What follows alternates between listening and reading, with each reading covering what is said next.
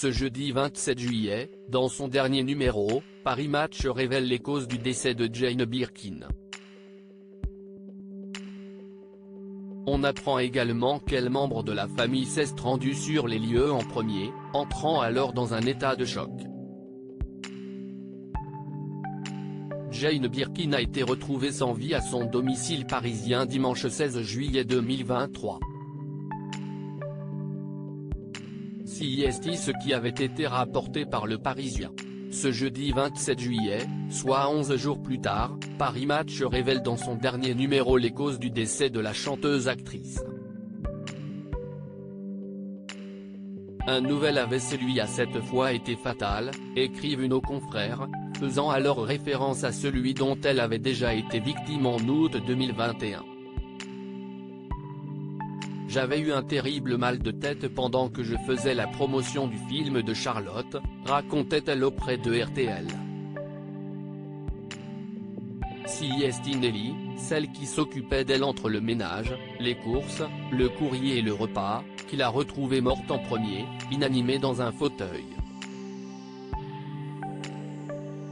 On apprend ensuite que le premier membre de sa famille à s'être rendu sur les lieux est Roman, le fils de la regrettée Kate Barry que Jane Birkin a eu avec le compositeur John Barry.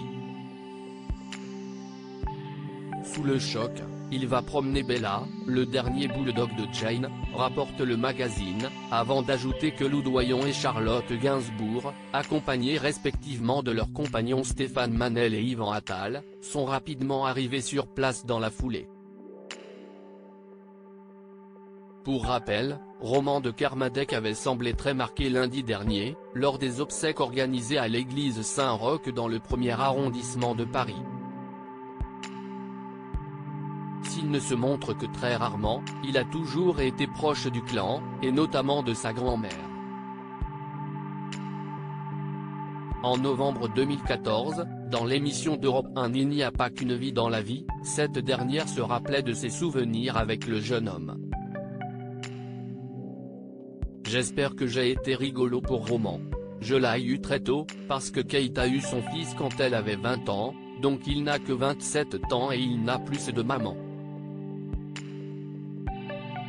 Je pense qu'avec lui j'ai partagé beaucoup de choses parce qu'il avait seulement 4 ans de moins que Lou.